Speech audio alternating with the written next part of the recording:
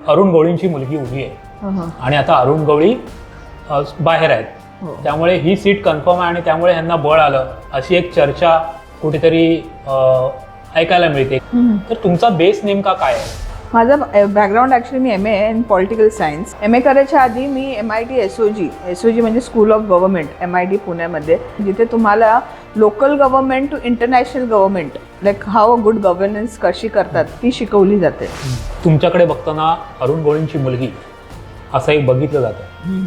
ही गोष्ट तुम्हाला किती अभिमानास्पद आहे आणि कधी कधी याचा त्रास होतोय का? एक दोन टाईपचं बघायचं फ्रेम असतो. जे तुम्ही बघता ते बाहेरचे फ्रेम आहे, आम्ही आतल्या फ्रेम तो बघतो. आम्हाला माहिती आहे आतमध्ये काय, आणि डॅडीना लोक डॅडी म्हणतात. तुम्हाला शारीरिक व्याधी होत नाही आहेत का एवढं सगळं करताना? आता इलेक्शनचा कॅम्पेन सुरू झाला आणि तुम्ही 1 महिनाही नाही झाला बाळांत झालेला. आपल्याला आईचं मला कर्तव्य ते मला करायचं आहे. आता लोकांप्रती माझी ती कर्तव्य ते मला करायचं आहे. तर ते जेव्हा जी करायची भाव असते तर माणूस थोडा आपल्या पेनला साईडला ठेवू शकतो. थोडा देवाने माणसाला स्ट्रॉंग केलं आहे. तर तुमच्याकडे तुमचे बाबा हिंदू, डॅडी हिंदू, आई मुजावर मुस्लिम, तर आणि तुमच्या मतदारसंघात पण हिंदू आणि मुस्लिम तेवढेच आहेत. ह्याचं समीकरण तुम्ही काही करताय का? आता मी ख्रायस्टर स्कूल मधली आहे, ख्रिश्चन स्कूल राहिलं आहे, तर एक पीस राहिलं if you go to the church also. कारण आपण आपल्या भगवंताला सर्वीकडेच बघतो, मग तसं सर्वीकडे बघतो तो माणसातही बघतो देव. जसे माझ्या पप्पांचाही म्हण आहे की जनता रूपी ईश्वर देवा नमस्कार नमस्कार नमस्कार.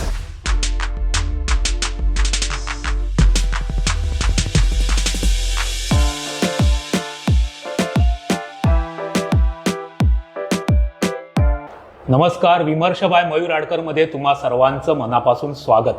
मंडळी, मुंबई महानगरपालिका असेल किंवा महानगरपालिकांच्या निवडणुकांचे वारे जोरदार वाहत आहेत. त्यामुळे उत्साह जेवढा मोठा आहे तेवढाच मतदारांच्या उत्साहाबरोबर राजकीय पक्षांच्या उत्साहालाही उधाण आलेल्या बातम्या आपण सगळीकडे पाहतो.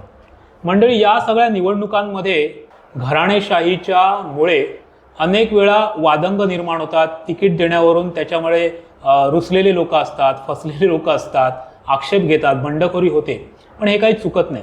पण मुंबई महानगरपालिकाच्या निवडणुकांमध्ये घराणेशाहीच्या वारशामधून आलेली एक तरुण तडफदार उमेदवार आज आपल्यासोबत या पॉडकास्टमध्ये आहे. तर हिला फक्त वारसा मिळाला आहे का, हे घराणेशाहीचा मुद्दा आहे का, ही खरंच ही उमेदवार नगरसेवकाची इलेक्शन लढवून नगरसेवक होण्यासाठी किती पात्र आहे, किती तिने तयारी केली आहे, किंवा किती तिचं कॅलिबर आहे ह्या निवडणूक लढवण्यासाठी किंवा नगरसेवक होण्यासाठी, याविषयी चर्चा करण्यासाठी एक जबरदस्त व्यक्तीचा वारसा लाभलेली त्यांची कन्या आज आपल्यासोबत आहे आणि तिचं नाव आहे योगिता अरुण गवळी.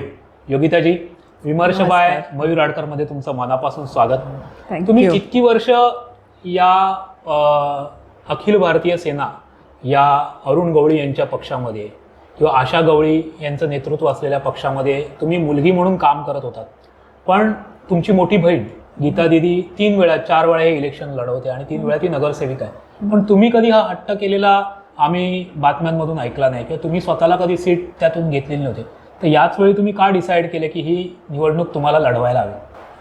ते म्हणतात ना, पहिला तर सर्वप्रथम सर्वांना नमस्कार. विषय काय आहे, ते जे टायमाला जी गोष्ट होते ना ती टाईम बरोबर असते. दीदींबरोबर वगैरे नक्की आमचा वारसा, आमची स्वतःची पॉलिटिकल पार्टी आहे.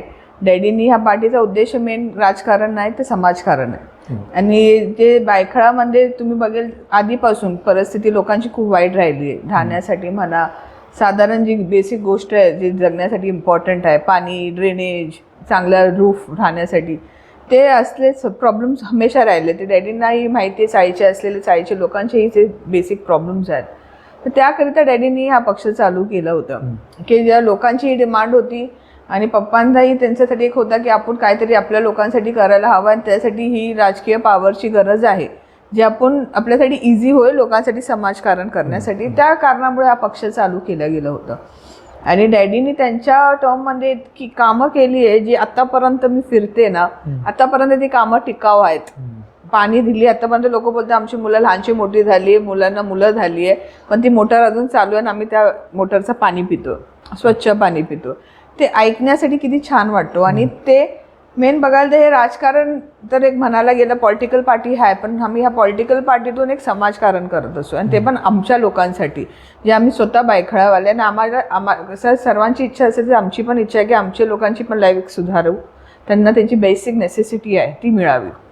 तर ते विचार करून ही पार्टी चालू गेली आणि दीदींनी मग नंतर आमच्या तशाच कामाला जोर दिलाय.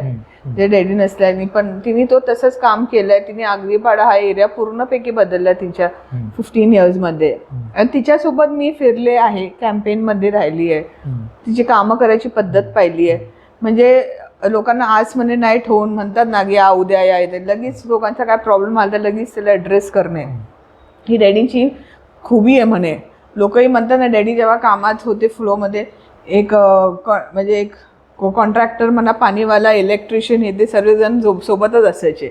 लगेच जे लोकांची कामं निघाली ते लगेच त्यांचं सोल्युशन काढायचं. म्हणजे सोल्युशन बेस असणे खूप गरजेचं आहे. जे लोकांना प्रॉब्लेम्स आहे आणि त्यांच्या प्रॉब्लेमला आणखी लांबवून त्यांना आणखी त्रास देऊन एक आस देऊन ते आसला नाकारणे हे दीदीनेही केलं नाही, डॅडी तर करतच नाही. तर ते पद्धत मी दीदींची पाहिली आणि ऑब्व्हियसली ते माझ्यासाठी इन्स्पिरेशन आहे. राहिलं आहे ते. तेव्हा याची इच्छा नव्हती पॉलिटिक्समध्ये, कारण मी स्वतः शिकत होती. म्हणजे उभा राहायची अशी इच्छा नव्हती. इंटरेस्ट असतो, पॉलिटिक्स पार्टी आहे, आपली लोक आहे, तर ते हमेशा इंटरेस्ट तर आहे, पण असा विचार नव्हता की मलाही उभं राहायचं आहे पुढे जाऊन किंवा काय. तर असं आपलं एम ए केलंय मी पॉलिटिकल. मी त्यावरच येणार होतो, कारण आता जे तुमच्याकडे बघण्याचा दृष्टिकोन असा आहे ना की अरुण गवळींची मुलगी उभी आहे आणि आता अरुण गवळी बाहेर आहेत, त्यामुळे ही सीट कन्फर्म आहे आणि त्यामुळे ह्यांना बळ आलं अशी एक चर्चा कुठेतरी ऐकायला मिळते किंवा वाटतं लोकांकडे बघून. तर तुमचा बेस नेमका काय आहे? मी तुम्हाला विचारलं की तुम्ही इलेक्शन लढवताय वगैरे, पण एक विचारधारा असतेच, पण लोकांच्या प्रश्नांची समज असणं आणि त्यासाठी शिक्षण असणं खूप गरजेचं आहे. कारण कायम लोकांना असं वाटत असतं की आपला जो नगरसेवक आहे, आपला जो आमदार आहे, तो सुशिक्षित असावा, त्याला आपल्या प्रश्नांची जाण असावी आणि त्या प्रश्नांना सोडवण्याचा वकूफ असावा. तर मला एवढं तर माहिती आहे तुमच्याकडे वकूफ खूप आहे, पण तुमचा स्वतःचा पर्सनल एज्युकेशन बॅकग्राऊंड काय? माझं बॅकग्राऊंड ऍक्च्युली मी M A in political science. M A in political science? हो. अच्छा. BA केला, नंतर मी एम ए केला. एम ए करायच्या आधी मी MIT SOG म्हणजे स्कूल ऑफ गव्हर्नमेंट, MIT पुण्यामध्ये, तिथे एक हा कोर्स आहे, मास्टर्स कोर्स आहे, जिथे तुम्हाला local government to international government like how a good governance कशी करतात ती शिकवली जाते. तर माझा इंटरेस्ट त्याच्यामध्ये आला होता, ते मी केला. आणि त्यात ॲक्च्युली प्रत्यक्ष म्हणजे बियॉन्ड बुक्स प्रॅक्टिकली कसा लोकांचा गव्हर्नन्स केला जातो ते शिकायला मिळालं.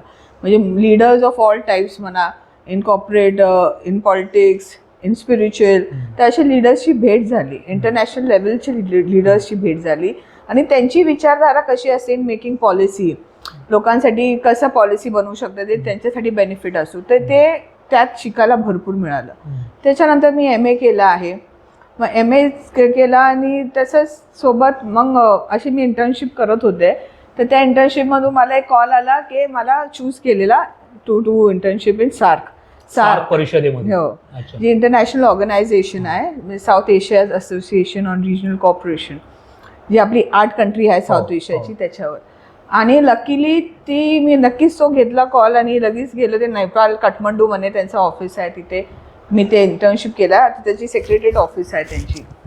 तर ते केलं आणि तिथे माझे नशीब चांगले म्हणावं की तेव्हा 8 समिट होता ऑफ 8 कंट्रीज, आणि जिथे हर एक कंट्री प्रेझेंट करते आणि बेस्ट पॉलिसीला चूज केला जातो आणि फंड प्रोव्हाइड केला जातो. आणि ती पॉलिसी सबमिट होती ऑन पॉवर्टी एलिव्हेशन, गरिबी दूर करणे. हो, आणि त्यात कळायला आलं की इंडियामध्ये जे प्रॉब्लेम्स आहे ते नक्की साऊथ एशियाच्या सर्व कंट्रीमध्ये प्रॉब्लेम आहे गरिबी, पॉवर्टीवर, आणि ती कशी ॲड्रेस करावी, त्याच्यासाठी कसं काय ॲड्रेस करतात, कशी पॉलिसी अगेन बनते. आणि त्यामध्ये आपलीच पॉलिसी बेस्ट होती इंडियाची. आणि आपल्याला आणि मला अगेन रिप्रेझेंटेट करता आला, लाईक मी आपली policy I could say in front of 8 countries. ते नशीब होता VM राव आपले तेव्हा ब्युरोक्रॅट होते, मला आठवतं, आणि त्यांच्या खाली पण भरपूर काय शिकायला भेटलं. आणि ते आपण केलं आणि त्याच्यामुळे भरपूर शिकायला भेटलं की एक बेसिक मुद्दा का असो लोकांचे, आणि सॅनिटायझेशन अँड हायजीन हा खूप मोठा मुद्दा आहे. आणि ते तेव्हा मला कळलं. बॉम्बेमध्ये असल्यावर आय नेव्हर थॉट की एवढा काय असेल. सॅनिटरी पॅड्स पण त्याच्यात बायका नाही वापरत. ते मला तिथे when I was going through it त्यात कळलं की कितीतरी टक्के अजून इंडियामध्ये सोडे बॉम्बे सारख्या स्टेटमध्ये पण सिटीमध्ये पण पीपल आर नॉट युझिंग. तर I was like taken a back. म्हणजे अरे असं पण म्हणणं आहे की मासिक पाळीमध्ये अजूनही ते पॅड वापरावं याची जागृती नाहीये, वापरत नाही. हो, ते ग्राफिक्स मध्ये ते पर्सेंटेज तेव्हा काढले गेले होते त्यात कळलं. आणि आय वॉज लाईक हे तर खूपच मोठा मुद्दा आहे. कारण हे काय अनअवॉइडेबल आहे, हे नॅचरल आहे. आणि हे खूप यंग मुलींना माहिती पाहिजे. कारण त्याच्यामुळे ते कॉन्फिडन्स कमी होऊन जातो, त्यांच्या एज्युकेशनवर इम्पॅक्ट पडतो, भरपूर काय होतं शाळेत जात नाही. हो, आणि किंवा मॅल नरिशमेंट येते. मुंबईत पण होत होतं. होता ना, नक्कीच होता. किती मुलींना आम्हाला ट्रेन मग आय कम टू दॅट. तर ते मी विचार केला ना, लाईक ह्या गोष्टीला ऍड्रेस करायला पाहिजे. चला, आपल्या इंडियामध्ये भरपूर असे संस्था आहे जे एज्युकेशनसाठी हेल्थसाठी करतात. तर आय थॉट की मला ते टच करायचं तर सोशल सर्व्हिस थ्रूनच करू शकतो. आणि ते आहे NGO. तर I should start an NGO की आपण रूट लोकांशी कनेक्ट करू शकतो. पॉलिटिकली हे करता येत नाही. आणि ही गोष्ट खूप सेन्सिटिव्ह आहे महिलांसाठी बोलणे करणे. आणि ते कनेक्ट एक कम्फर्ट यायला पाहिजे होता. मलाही यंग होते तर मलाही तो कम्फर्ट यायला पाहिजे होता to talk openly about it. त्यात मीही शिकत गेली, बायकांशी कनेक्ट केला, आपला NGO स्टार्ट केला, करा फाउंडेशन. हो, मग ते फाउंडेशनमध्ये पण मी म्हणते ना, आपण करतो जेव्हा सेवा करत असतो आपणही शिकत असतो आणखी कसं करायचं लोकांसाठी. तर जेव्हा महिलांना टच केला आणि when I was reading through it I like sanitary pads again एक अशी गोष्ट आहे जी एन्व्हायरमेंटलाही अफेक्ट करते. कारण ते आजकाल प्लॅस्टिक बेस्ड सॅनिटरी पॅड्स आहे. आणि if you are encouraging people की तुम्ही हे वापरा, तर आपण त्याचं प्रोडक्शन वाढवतो आणि एन्व्हायरमेंटचा काय पुढे जाऊन. तर आय वॉज लाईक काहीतरी असं पाहिजे बायोडिग्रेडेबल सॅनिटरी पॅड्स. बायोडिग्रेडेबल म्हणजे नैसर्गिक पद्धतीने बनवलेले आणि तसेच विरघळणार. हा, म्हणजे जे एन्व्हायरमेंटला हार्मफुल नाहीये. तर आम्ही भरपूर असे इंडियाचे भरपूर स्टेट्सला फिरलो आणि एक गोष्ट लॉक केली. आणि वी फाउंड अन युनिट की जिथे आपण बायोडिग्रेडेबल सॅनिटरी पॅड्स बनवू शकतात इंडियामध्ये. तर ती आम्ही अंडर NGO घेतली. आणि मेन ती सेमी मॅन्युअल असल्यामुळे ते बरं होतं. कारण मग ज्यामध्ये आम्ही काय केलं, बायकांना इन्कॉर्पोरेट केलं. तर एक हँडमध्ये बायकांना कामं मिळतात ते. आणि दुसरे ते सॅनिटरी पॅड्स आम्ही डोनेट करतोय to school girls, young girls. अच्छा.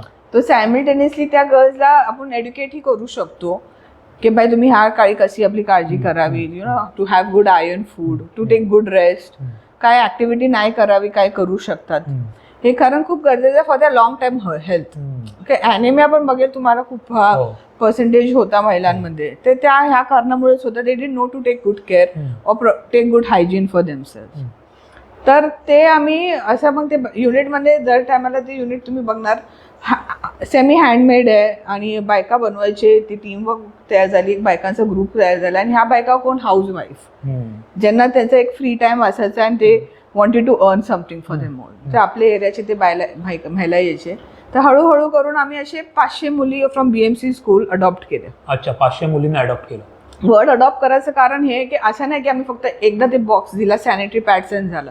आम्ही पूर्ण वर्षासाठी तो सॅनिटरी पॅड त्यांना दिले. देवर रजिस्टर्ड अंडर अस. आम्ही त्यांच्याशी इन टच होतो, त्यांची कम्फर्ट जाणत होतो की देवर पीपल कनेक्टेड, दीदीज होते, कनेक्ट करत होते की हाऊ दे आर फिलिंग. कोणाला कम्फर्टेबल नव्हता टू यूज इट, पण दे गॉट कम्फर्टेबल. आणि त्यांना आता ती सवय लावून दिली की त्यांना ती सवय लागायला पाहिजे. म्हणून आम्ही त्यांना ते अडॉप्ट केलं in a way for a year. And we train them to use this, provided them. आणि म्हटलं की तुम्ही ह्या टायमाला काय आपली काळजी करावी. तर हे सर्व केलं. And it was a good experience for me also, I would say. And was a needed time for people. आणि अशा महिलांसाठी थ्रू NGO आम्ही भरपूर असे काम राबवले. क्विल्ट मेकिंग, गोधडी बनवायची पद्धत जे सिटीमध्ये करतात. आणि मग आपल्या चाळी वगैरे मध्ये महिला खूप एक्सेल पण होते. पण ती पद्धत कशी आणायची ते आम्ही महिला गावातून बोलून घेतले होते. ते शिकवत होते त्यांना की एक वीक कसं करायची गोधडी बनवायची. आणि ते शिकायचे आणि आपल्या घरी साहित्य जाऊन बनवून ते आम्हाला आणून द्यायचे. ते आम्ही त्याचं एक्झिबिशन म्हणा किंवा काय कंपनीजला असे प्रोव्हाइड करायचो. मंडळी, योगिताजींशी आपल्या गप्पा अशाच सुरू राहणार आहेत. हा व्हिडिओ नक्कीच लाईक करा, शेअर करा आणि हे चॅनल सबस्क्राईब करा. एवढं सगळं काम केल्यानंतर मला सांगा, तुम्ही आता म्हणालात तुम्ही मास्टर्स इन पॉलिटिकल सायन्स आहे, तुम्ही MIT मधून त्याचं आणखीन पुढचं शिक्षण मास्टर्स प्रोग्राम केलाय. मास्टर्स प्रोग्राम केलाय. आणि तुम्ही सार्कमध्ये जाऊन विद्यार्थी बनून त्यांचं एक प्रतिनिधित्व भारताचं केलेलं आहे. ह्या सगळ्यातून तुम्हाला आज नगरसेवक म्हणून तुम्ही निवडून आलात, तर तुम्हाला काय वाटतं या भायखळा, तुमचा 207 नंबरचा वॉर्ड जो आहे भायखळा आणि चिंचपोकळी, इथे तुम्हाला काय बदल महत्वाचे करा? कारण एक पारंपरिक पद्धत असते आपल्याकडे नगरसेवकांची काम करायची, तर ती चौकट मोडून तुम्ही लोकांना काय विश्वास देऊ पाहताय आणि कसं काम करणार आहात त्यांचं? मला हे सर्व अनुभव म्हणतात ना, एज्युकेशन कधी वेस्ट जात नाही. हे सर्व अनुभव माझ्या कामी येणार आहे. नगर लोकल म्हटलं, लोकल कामं असतं नगरसेवकाचे, नक्की कचरा, पाणी, ड्रेनेज हे तर आहे, पण त्याच्या पुढेही काय, त्याचा मेंटेनन्स कसा करावा, जी गव्हर्नमेंट पॉलिसी लोकांसाठी आहे त्याचा राईट वे मध्ये उपयोग कसा करावा. आता हेल्थ इश्यूज महिलांमध्ये अनहायजीनमुळे पण भरपूर येतात, तर त्या महिलांसाठी पण एक स्पेशल डिपार्टमेंट असा पाहिजे की ते कम्फर्टेबली येऊ जाऊ शकतात इन हॉस्पिटल्समध्ये पण म्हणा. कारण ते कसं आहे, एकच हिच्यामध्ये असल्यामुळे त्यांना ते कम्फर्ट नसते, तर त्यांच्यासाठी एक स्पेशल डिपार्टमेंट, एक फ्लोअर असावा. तर ते विचार भरपूर आहे, विचार तर भरपूर आहे. लोक आता AI वर्ल्ड झालंय, तर युथसाठी ते कसं त्याचे बेस्ट बेनिफिट घेऊ शकतो आपण, त्याच्यासाठी कशी एक स्किल डेव्हलपमेंट प्रोव्हाइड करू शकतो, जी गव्हर्नमेंटची पण आहे. स्किल डेव्हलपमेंटवर भरपूर काही कोर्सेस चालू आहे, तर ते त्यांच्यापर्यंत कशी पोचवायची. तर अशी काही गोष्ट इन सिटीज माहीत नाही आहे लोकांना, तर ती प्रोव्हाइड करणे, जे they can provide have a good employment opportunity. म्हणतात ना, लोकांकडे आता ग्रॅज्युएशन डिग्री आहे पण एक बेसिक कम्युनिकेशन स्किल नाही होत, त्यांना एक बेसिक एफिडेव्हिट बनवता किंवा प्रोफाईल बनवता येत नाही, त्याकरिता जॉब ऑपॉर्च्युनिटी सुटते. तर त्याच्यासाठी हलकी स्किलिंग गरजेचं आहे. आणि कम्युनिकेशन स्किल्स म्हणा, त्याला रिप्रेझेंटिंग स्किल्स असावी, ते ती असली की त्यांना जॉब ऑपॉर्च्युनिटी ही चांगली मिळू शकते. ते म्हणा, environment is also now growing issue of a city. जसं आपण बघतो जे हवा AQIचा विषय किती चालला आहे, तर त्याची पण मेन काळजी कशी करावी ते माझ्या डोक्यात आहे. भरपूर विषय तर भरपूर आहे. आता मी आता LLB पण परस्यू करते. ऍक्च्युली मी माझा लास्ट सेमिस्टर होता, पण माझी प्रेग्नन्सी, माझी बेबी होती ऑन बोर्ड आणि इलेक्शन्सही आले, तर त्याकरिता हा देऊ शकले नाही. पण इंटर्नशिप वगैरे LLB थ्रू म्हणजे लिगल लॉज, लिगल राईट्स लोकांची काय ते कळून घेणे. आणि आता तुम्ही या लिगल विषयावर आलात आणि तुम्ही स्वतः LLB करताय, लास्ट सेमिस्टर तुमचं मिस झालं तुम्ही म्हणाला, पण आता ते तुम्ही कम्प्लीट कराल. एक ऑब्झर्वेशन असं आलंय की जी सामान्य लोक असतात ना, तेच कायद्याचं ज्ञान नाहीये आणि तेच मला प्रोव्हाइड करायचं, तेच मला बोलायचं होतं. प्लॅन केलाय का तुम्ही? तेच प्लॅन मध्ये आणलंय. लिगल राईट्स लोकांना आपली कशी कळतात, त्याच्या डे टू डे आपण जेव्हा उठतो ते झोपतो, आपले काही राईट्स असतात. आणि आता तर लॉ असा झालाय, माणसाच्या पर्सनल म्हणा, प्रोफेशनल म्हणा, त्यांची गरज आहे. तुमच्या काय पर्सनल कॉन्फ्लिक्ट आली, तुम्हाला लिगल राईट्सची गरज आहे, लॉची गरज आहे, आणि ते त्यांना बेसिक माहीत नाही. खूप लॉयर्स फसवणूक करतात त्यांची. आणि in case of health doctors फसवणूक करतात. खूप त्यांचा फ्रॉड होऊन जातं इफ राईट लोकांकडे गेले नाही. आय एम नॉट सेइंग सर्वीकडे, इफ राईट लोकांकडे गेली नाही, तर नॉलेज नसल्यामुळे आपली ते फसवणूक होणे खूप साहजिक आहे. तर आपण त्याच्यासाठी विचार मी करते की असं काय क्रिएट करायचं की लोकांसाठी एक ग्रुप ऑफ लॉयर्स, त्यांची कन्सल्टेशन वर्कशॉप्स असावी, किंवा आपण एक असा प्रोग्राम राबवायचं की महिलांना त्यांची बेसिक राईट करावी, युथला त्यांची बेसिक, की सिनियर सिटीजनला आपली एक बेसिक राईट करावी, की काय ते त्यांना बेसिकली तर माहीत पाहिजे की बाय आपला लॉयर समजा आपली ही केस चालवतोय तर ती सही दिशामध्ये जाते की नाही, त्यांचे ते आपण काय हक्क करू शकतात, काय विचारू शकतात हे तरी त्यांना माहीत पाहिजे, आणि त्याच्यासाठी कन्सल्टेशन असावी. तर त्याकरिताही मला काय करायचं आहे, कारण हा खूप मोठा विषय आहे. यात अर्धी लोकांची लाईफ जाते टू फाइंड म्हणजे जस्टिस मिळाला. आणि असं नाही की खूप लॉयर त्यांना ते लांबवतात द्यायला, आणि त्याच्यासाठी त्यांना ती समजा नॉलेज असली तर ते विषय लांबणार नाही, त्यांना ते जस्टिस त्यांच्या लाईफ टाईममध्ये मिळेल. आपल्या जे मूलभूत हक्क आहेत ना, हेच माहीत नसतात लोकांना, की आज माझ्या घरात पाणी येत नाहीये किंवा आज मला हे मिळत नाही, तर ते जाऊन कुणाकडे तक्रार करावी, ह्याच्या बाबत पण तुमचे मूलभूत हक्क माहीत असायला पाहिजे ना. तेच माझा माणूस जगतो, उठतो आणि झोपतो ना, तो त्याचे लिगल राईट्स घेऊन झोपतो, आणि जे लोकांना माहीतच नाहीये. And how you walk with your law, with your legal rights, ते लोकांना कळायला पाहिजे. तर त्याकरिता समजा एक बुकलेट्स तयार करणे, हे ते बेसिक राईट्स त्यांना ते कळायला पाहिजे. टू राईट टू लिव्ह, कुठे ते बोलू शकतात, राईट टू टॉक, ते खूप काय भरपूर राईट्स भरपूर आहे. आपले फंडामेंटल राईट्सच भरपूर आहे, जी लोकांना फंडामेंटल राईट्स पण बेसिक माहीत नाही, जे आपल्या कॉन्स्टिट्यूशनने आपल्याला प्रोव्हाइड केली आहे. सर ते नक्की मला लोकांपर्यंत पोहोचवायचं आहे आणि आय थिंक ह्याच्यापेक्षा बेटर वे काय असेल, कारण समजा लोकांना तसंच तुम्ही छान कनेक्ट करू शकतात आणि त्यांचे हक्क त्यांना जाणून देणे हे माझा मेन कर्तव्य असेल ॲज पीपल रिप्रेझेंटेटिव्ह. लोकांना ती त्यांची कम्फर्ट लाईफ चांगला कसं काय माझ्या हातात जेवढा आहे तेवढं मी करू शकेल ते मी करून देईल. खूप छान वाटलं तुमच्याशी बोलून. माझ्या पण डोक्यात एक असा समजतं होता की आज मी अरुण गवळींच्या मुलीची मुलाखत घ्यायला चाललोय, पण आज मलाही जे समजतंय ते करत थक्क करणार आहे. एवढा अभ्यास तुमचा झालेला आहे आणि एवढं परसेप्शन. एक पारंपरिक पक्षाचे उमेदवार जेव्हा उभे राहतात ना तेव्हा गटार मीटर वॉटरबद्दल बोलत असतात, पण आज तुम्ही ते तर आहेच तुमच्याकडे, पण या सगळ्या वेगळ्या गोष्टींना तुम्ही जागरूक करण्यासाठी मतदारांना किंवा आपल्या लोकांच्या सामान्य हक्कांना एक वाचा फोडण्यासाठीचं तुम्ही एक आता धोरण सांगितलं. मीही खूप इम्प्रेस झालो याबद्दल. मला एक गोष्ट सांगा, तुमच्याकडे बघताना अरुण गवळींची मुलगी असं एक बघितलं जातं, ही गोष्ट तुम्हाला किती अभिमानास्पद आहे आणि कधी कधी याचा त्रास होतोय का? त्रास तर नाहीच कधी झालं. पहिला दुसऱ्या प्रश्नाचं उत्तर देईल. त्रास नाही म्हणेल, मला अभिमान वाटतं. कारण बघा एक दोन टाईपचं बघायचं फ्रेम असतो. जे तुम्ही बघता ते बाहेरचे फ्रेम आहे, आम्ही आतल्या फ्रेम तो बघतो, आम्हाला माहिती आहे आतमध्ये काय. आणि डॅडीना लोक डॅडी म्हणतात आणि ते असेच ना म्हणतात, ते त्यांना फील करतात, त्यांना माहिती या माणसाकडे गेलो जसं का आपण आपल्या पिता फिगरकडे जातो, फादर फिगरकडे, माहिती सोल्युशन भेटतो.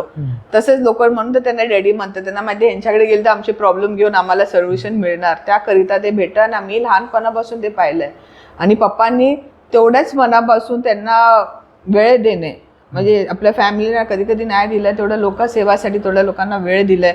कधी झोप नाही, जेवण नाही, सर्व साईडला ठेवून लोकांना ते वेळ दिलाय. त्यांनी मनापासून ती कामं केली, ती तळतळ त्यांच्या मनात मी जाणवते, फील केली आहे.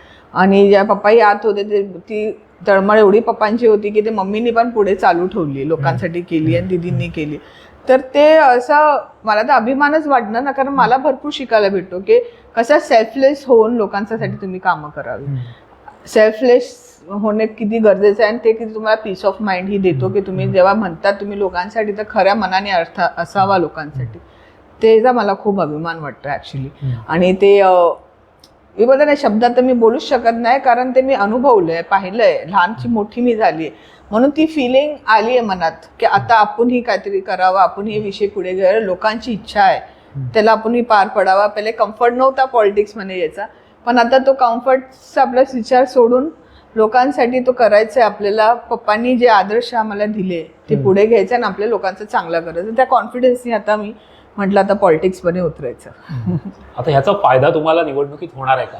कसा होणार? फायदा तर बघा, फायदा वगैरे ते टाइमच काळच सांगेल फायदा होतो की कसा होतो. पण एक आहे शिकणे बोलते मी, मला कुठे वेस्ट जात नाही. मी लोकांना कनेक्ट करते, लोकांची प्रॉब्लेम अजून छानपैकी जाणून घेते. आणि एक आणि गर्वाची गोष्ट वाटते, जिथे जाते फिरते अजून पप्पा म्हणजे माझे डॅडींचे अजून लोक कामं सांगतात ते की इतके वर्ष इतके नगरसेवक MLA MP एले ते अजून त्या गल्लीत घुसले नाहीये. तेच गल्लीचे लोक आम्ही घुसलोय, तर ते बरं वाटतं, त्यांनाही छान वाटतं, तर ते खूप चांगलं वाटतं. त्याचा फायदा ते बोलतात ना, जे आपण पेरलं असतं ते नंतर उगवतोय, असे एक मला महिलांनी म्हटलं होतं जे तुझ्या डॅडीनी पेरलं आहे ना ते आज छान उगवलंय, की त्यांनी जे पेरलंय त्या काळी कामं केली आहे ते नक्की तुझ्यासाठी आणि तुमच्यासाठी फायदेला होणार आहे. जे महिलांनी मला ही गोष्ट मध्ये आता फिरत होते प्रचाराला तेव्हा त्यांनी सांगितलं, तर ते त्याचा फायदा आता नक्कीच होतोय. तुम्ही आता म्हटलं की मी लॉची परीक्षा शेवटची देऊ शकले नाही आणि इलेक्शन लागलं आणि तुम्हाला, मला वाटतं दुसऱ्यांदा तुम्ही आई झालेला. हो, मला वाटतं महिना पण झाला नसेल. म्हणजे आमच्या बोलायच्या भाषेत ओली बाळंतीण असं म्हणायला हरकत नाही. हे सगळं तुम्ही आता हा पेन घेऊन फिरताय, तुम्हाला शारीरिक व्याधी होत नाहीयेत का एवढं सगळं करताना? आता इलेक्शनचा कॅम्पेन सुरू झाला आणि तुम्ही एक महिनाही नाही झाला बाळंत झालेला. आता ते होतं पण कर्तव्य ते कर्तव्य आहे. ते आपल्याला आईचं मला कर्तव्य ते मला करायचंय. आता लोकांप्रती माझी ती कर्तव्य ते मला करायचंय. तर ते जेव्हा जी करायची भाव असते तर माणूस थोडा आपल्या पेनला साईडला ठेवू शकतो. थोडा देवाने माणसाला स्ट्रॉंग केला आहे, फक्त ती करायची भाव पाहिजे. ते असलं की, आणि ते तर माझ्यासाठी तर खूप मोठे उदाहरण आहे. माझे डॅडी साहेब मम्मी साहेब तर विषयच येत नाही की स्वतःला साईडला ठेवलं या विषयावर. तर नंतर तर काय हेल्थचं काळजी घेऊच. योगिताची निवडणूक म्हटलं ना की जातीपातीचं, पंथाचं, धर्माचं राजकारण खूप खेळलं जातं. तर तुमच्याकडे तुमचे बाबा हिंदू, डॅडी हिंदू, आई मुजावर मुस्लिम, तर आणि तुमच्या मतदारसंघात पण हिंदू आणि मुस्लिम तेवढेच आहेत. तर ह्याचं समीकरण तुम्ही काही करताय का, घालताय का, की निवडणूक जिंकण्यासाठी म्हणून? बघा, आता मी तर मुंबईकर, मुंबईमध्ये असा कुठला एरिया नाही, कुठे असं नाहीये की जिथे सर्व जातीची लोक राहत नाही. सर्व एरियामध्ये वॉर्डमध्ये तुम्ही बघणार काय काय पर्सेंटेजचे सर्व जातीचे लोक राहतात. कॉस्मोपॉलिटन सिटी आहे आणि सर्व एकत्र राहतात, खेळतात, एक स्कूलमध्येही असतात. आता आमच्या स्कूलमध्ये पण सर्व जातीचे लोक आहेत, तर आम्हाला ते काय फरक जाणवला नाही. आमच्या घरातच मुळात ते फरक करत नाही, कारण देव हा मनासाठी आहे, मानण्यासाठी आहे, लोकांसाठी थोपण्यावर आणि लोकांना त्या दृष्टिकोनमध्ये बघण्यासाठी नाही. ते it's a faith, it's a call of faith, आणि ते त्यापर्यंत वेगळं आहे, ते आपल्या इनर पीससाठी आहे. ते डिस्टर्बन्स क्रिएट करू शकत नाही, करायलाही नाही पाहिजे, कारण it's a matter of faith. आणि तेच मी पप्पांनी आम्हाला शिकवलं आहे, आणि ते आम्ही डिफरन्स पाहिलंच नाही. कारण एक टायमाला तेवढाच पीस भेटतो जेव्हा आपण जातो. आता मी ख्राइस्ट स्कूलमधली आहे, ख्रिश्चन स्कूल राहिलं आहे, तर एक पीस राहिलं if you go to the church also. कारण आपण आपल्या भगवंताला सर्वीकडेच बघतो, आणि तसं सर्वीकडे बघतो तो माणसातही बघतो देव. जसे माझ्या पप्पांचंही म्हण आहे की जनता रूपी ईश्वर देवा नमस्कार नमस्कार नमस्कार. तर तेच विषय आहे, तर तेच असणारच ना आय फील. आणि ते मनात आला नाहीये, कारण जातीवाद नाही तर बोलतात ना पप्पा, माणसांना ह्युमॅनिटीवर चालायचं कसं, कारण ते आपलं कर्तव्य आहे. आता आपली फ्युचर पण येणार आहे, तर आपल्याला सोसायटीमध्ये पीस हवा. A peaceful society can only be developed. If a society is disturbed, development is very very not possible. तर ती आता लोकांनाही कळायला पाहिजे की डेव्हलपमेंट आपल्याला पाहिजे, चांगलं फ्युचर आपलं डेव्हलप्ड हो. तर ह्या विषय पेटी आहे, त्याला साईडला ठेवून आपला जातीचा ह्याचा गर्व करावा, पण ते दुसऱ्यांवर ना थोपून आपण त्याचा गर्व करून आपले विषय, आपला मुद्दा आपण आपल्या मध्ये गेला पाहिजे. पोळी नाही भाजून घ्यायची. हो, तसा तुम्ही बोलूही शकता, तसंही असू शकतो. कारण तेच मी अभिमानाची गोष्ट, आपण महाराज कडून ऐकलं असेल, शिवाजी महाराजांचा. त्यांनी ते शिकवणूक दिले. त्यांनी जेव्हा स्वराज्य घडवलं तर त्यांनी त्याच विषयावर स्वराज्य घडवलं. त्यांनी सर्वांना घेऊन एकत्र चालले आणि अभिमान राखलाय आपल्या मराठी भाषेचा, आपल्या मराठी होण्याचा. आणि तेच मेन महाराष्ट्राची ओळख आहे, त्याच्यावर हा स्वराज्य घडलाय.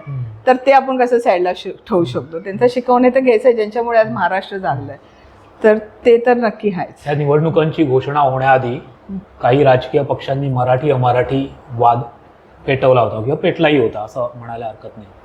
तर ह्या वॉर्डातली काय सिच्युएशन आहे, आणि तुमच्याकडे असं काही वातावरण आहे का की ते तुम्हाला मराठी कार्ड खेळावं लागतंय, किंवा अमराठी लोकांमध्ये असुरक्षितता आहे, असं काही वातावरण आहे? बघा, आमची अशी काय मोठी पॉलिटिकल पार्टी नाही की आम्ही असे मुद्दे करू. आमचे मुद्दे ते असे जे लोक आमच्याकडे घेऊन येतात, आणि लोकांचे जे प्रॉब्लेम आहे आम्ही त्यांना ॲड्रेस करणार आहे. तर आमचे लोकांचे प्रॉब्लेम काय, आमच्या घरात पाणी पियायला येत नाही, आला तर गढूळ येतोय, घरात गटरचा पाणी घुसतोय, इलेक्ट्रिशियन लाईट्स नाहीये कुठे सेफ्टीसाठी, प्रॉपर CCTV सर्व्हिलन्स नाहीये, एज्युकेशन करायचंय मुलांना पण जास्त ऑपॉर्च्युनिटी नाहीये. बघायला तर स्कूल छोटे कमी पडले, पॉप्युलेशन वाढली आहे, BMC स्कूल कमी पडतात ते मुलांना, कारण मुलांची संख्या वाढली आहे. हेल्थमध्ये पण सेम विषय, हॉस्पिटल्स कमी पडतात, पेशंट्स वाढलेत. आता आपणही बघतो ना, आता चालता फिरता तेच बघतोय मुद्दे की हॉस्पिटलच्या बाहेर बिचारी लोक थांबतात, गर्दी करतात. ते प्रॉब्लेम्स किती आहे लोकांना, ते आम्ही त्या प्रॉब्लेम्सलाच बघतोय. तर तेच मुद्दे आमच्यासाठी, दुसरे मुद्देच असू शकत नाही. आम्ही आमचे स्वतःचे क्रिएट केलेले मुद्दे नाही, जे लोकांचे मुद्दे ते आमचे मुद्दे. खूप बरं वाटलं आज तुमच्याशी बोलून की मुंबईच्या महानगरपालिकेची एक सदस्य हो पाहणारी एक उमेदवार योगिता अरुण गवळी आज लोकांसमोर तिचं समाजकार्याचं, लोकांच्या प्रश्नाचं एक चांगलं अवलोकन करून या नगरसेवक पदाच्या निवडणुकीला तुम्ही उभे आहात. विमर्श वाहिनीच्या वतीने मी तुम्हाला खूप शुभेच्छा देतो की तुम्ही नगरसेवक बनाल, आणि आदर्श नगरसेवक कसा असावा, एक सुशिक्षित आणि आदर्श नगरसेवक कसा असावा याचं तुम्ही एक उदाहरण ठराल, अशा मी तुम्हाला शुभेच्छा देतो या प्रसंगी.